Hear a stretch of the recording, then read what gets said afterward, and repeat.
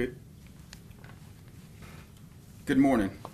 Captain O'Cady's here with the Wichita Fire Department, here to give an update on a couple fires that occurred over the weekend. First fire occurred on May 27th at 1:41 in the morning. Fire crews were responded to in a reported apartment fire at 815 South Emporia, Emerald Lane Apartments. First arriving company, Truck 2, gave a size up of fire showing on a 2-story apartment building.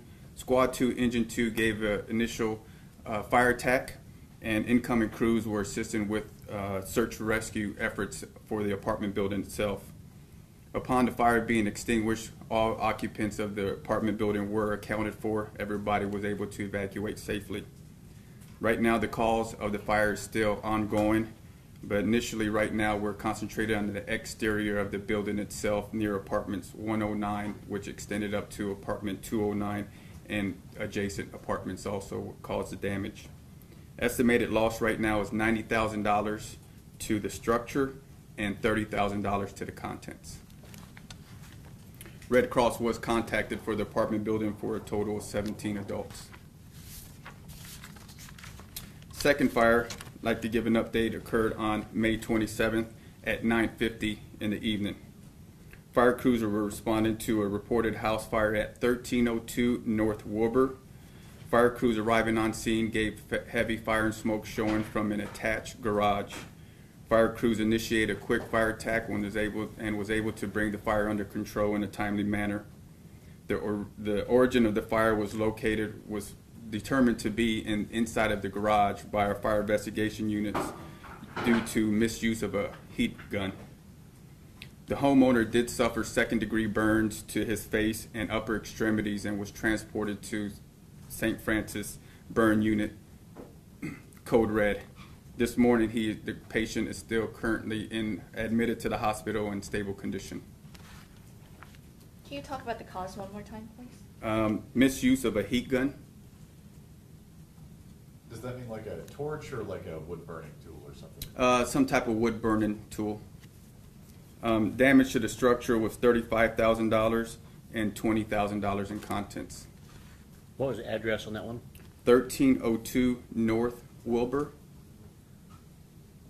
You said the homeowner received burns to the face. Can you kind of go into a little bit more how did he try to put the fire out? Or? Apparently, the way as hot as the fire was, that the patient was able to, the homeowner was evacuating out of the front door, and the heat from the fire itself from the garage, he suffered his burns from exiting the structure. You said 35 to the stuff inside, and then how much? Yeah, the structure was $35,000, and the contents was $20,000.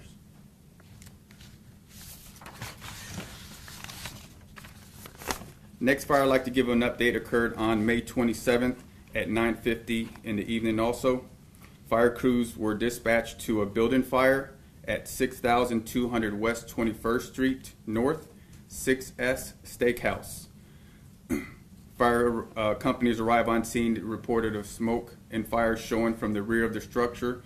Engine 7 was the first arriving company, along with Battalion 4, was able to stretch a line and be able to contain the fire to the rear of the structure.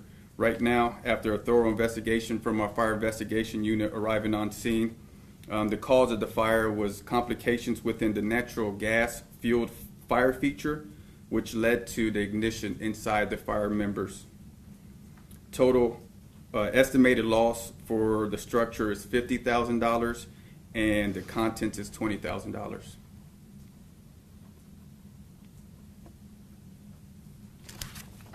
Sorry, can you do the cause one more time? Estimated for the structure is $50,000. The cause of the fire. Oh, the cause of the fire. The cause of the fire, had a fire feature fireplace. They had natural gas fuel lines, and it led to, there was ignition that built up inside the structural members of the studs, and that's what caused the fire to extend inside the wall itself. So, sorry, just so I understand this right, the natural gas from the fire feature built up and then Ignited on fire. It had enough ignition source inside the structural members. I guess there was somebody still in the restaurant at that time, which probably helped, you know. Do you know about that? No, just the information that the calling party, there was members, employees of the restaurant inside of the restaurant at that time, but it was closed.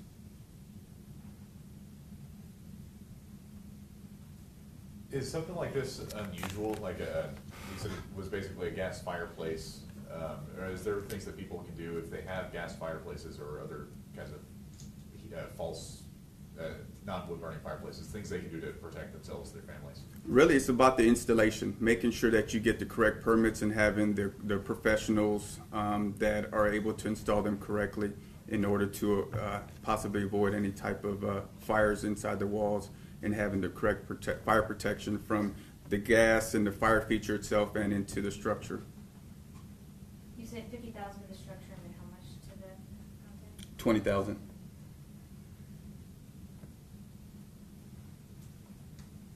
You know if this business had those permits? I would assume so, but no, I wouldn't. I can't tell you if they had the permits or not. It was already in operation, normal operation. So. Did the person inside, was that the person that called 911, or? And I didn't receive any information on who the calling party was.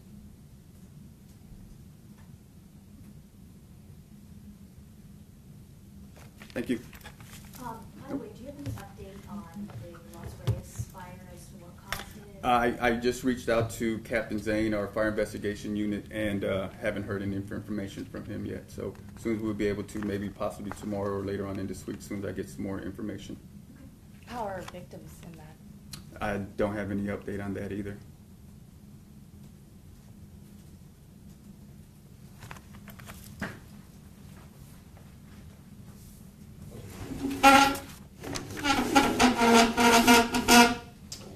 All right, good morning. Welcome to the Wichita Police Department Interwatch. Appreciate Captain O'Kades with the fire department give us an update on some fires. Appreciate also the hard work by our men and women of the Wichita Fire Department working in conjunction with us to keep Wichita safe. 2 items we're going to cover today. First one's an aggravated assault case, just asking for the community's assistance. If they happen to see information on this case, to please call us. And the other one is in regards to the Wichita River Festival, kicking off Friday, 6:30 with the Sundown Parade. Talk about our Wichita Police Department app and the Report It Riverfest button, which we used last year to help report things to police authorities that are located at the River Festival. And again, an opportunity for us to work with the community in keeping the event safe for all those attending the activities. First one, case number 18C34344. 34344. Occurred about 11:55 last night, 4100 block of East Vesta. Last night at approximately 11:55, officers responded to a drive-by call in the 4100 block of East Vesta. When officers arrived, they located multiple shell casings in the street and also in the driveway of a residence in the 4000 block of East Vesta. Bullet strikes were located in 2 different homes and 2 different vehicles in the 4100 block of East Vesta. The homes were occupied by 5 separate individuals ranging from the ages of 3 to 33. Fortunately, there were no injuries involved in this case. We do not have any suspect description at this time. It is an ongoing investigation, and we are asking the Wichita community if they know of any information in regards to this case, saw anything, heard anything, to please call detectives at 268-4407 or Crime Stoppers at 267-2111.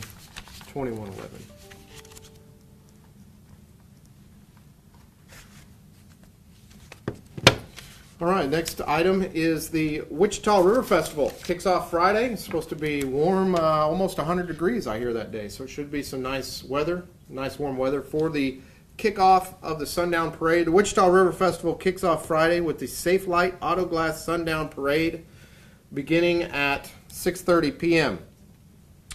That evening is also the Twilight Pops concert featuring the Wichita Symphony Orchestra, which comes out and plays every year, so it should be a good time.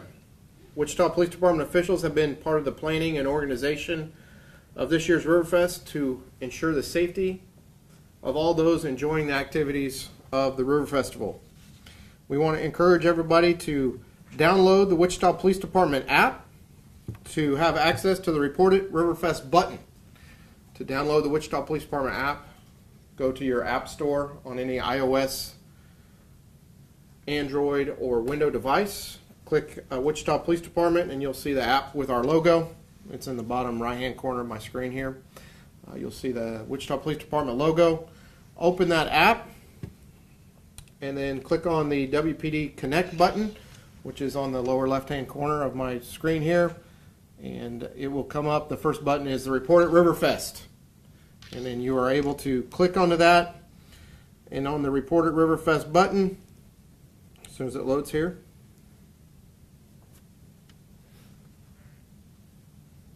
on the Report It Riverfest button, you can send anonymous information. You can also put in your name, phone number, email, along with your message. You can also attach a photo. I do want to remind everybody that this is not to take place of an emergency 911 call, but this is something if you witness suspicious activity or something that is doesn't need immediate response by police personnel, then you can report it to us using this Report It Riverfest button. Also, if you see something positive, officers doing some good work or helping somebody and you'd like to send that to us, you can send it to us through that Report It Riverfest button as well. So it's a good way to communicate with officials that will be at the Riverfest and officials that will be helping ensure safety at the Riverfest. Again, if it is an emergency, if you need police personnel, emergency response, someone's injured or there's an active crime occurring, please call 911. This is not in place of that, but this is another way to communicate with your Wichita Police Department. Again, working to keep the Riverfest safe for all those attending these fun activities.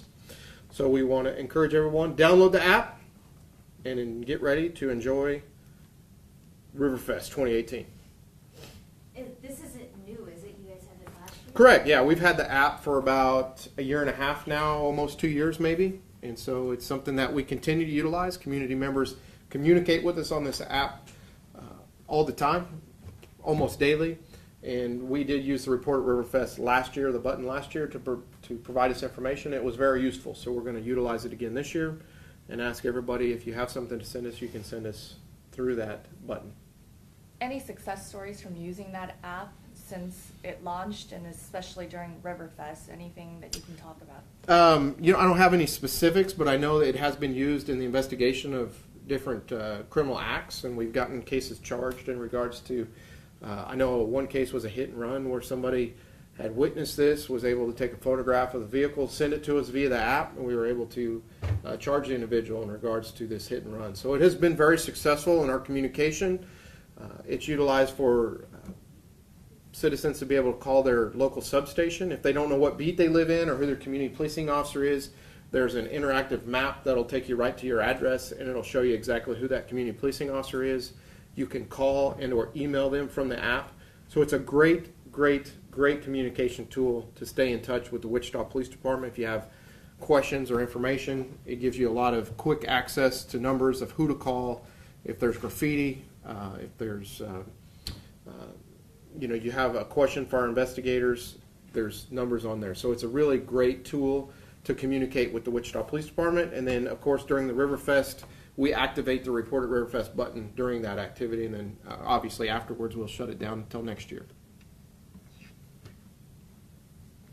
How many people are involved with monitoring activity? What we'll do is we'll have multiple individuals that notification will be sent to via the text message to their phones, and these will be supervising officials at the Riverfest so that they will be there during the busiest times of the Riverfest, and then they'll be able to notify officers of what's occurring. Do you guys know if you've changed any of your procedures or changing anything from last year to this year, or anything new you guys are doing? Not that I'm aware of. I know that we do meet and plan for this accordingly, and we are prepared to provide safety services throughout the Riverfest so that everyone coming can enjoy the activities safely. Could you provide us some numbers? How many people have actually accessed this and how popular it was during Riverfest? Yeah, I can work on that.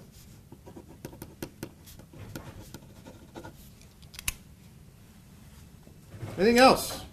Do you have any updates regarding Lucas Hernandez, where the case now moves to? Right. I don't have any updates right now. I know that it's still an ongoing investigation. We do, as the chief said last Friday when he was here, if anybody has any additional information to share with us, if something was shared with them or they have something they believe would help us as we continue to investigate this, please call our detectives 268-4407 or call Crime Stoppers 267-2111. I know that it's still an ongoing investigation, and they will present additional information that they have to the district attorney's office.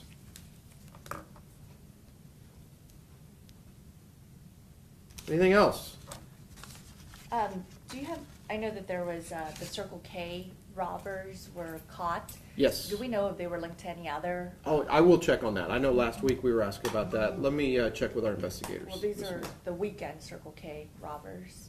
I There was was wondering if Oh, if those were related. to any others, and then can you find out about the one from last week? the Yeah. Teenagers, which cases they might be connected to? Yeah, let me check on that.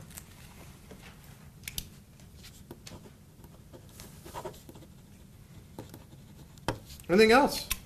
Hope everyone had a safe Memorial Day, and appreciate everybody being here with us Tuesday, beginning of the week this week, and hope everyone stays safe. Thank you. So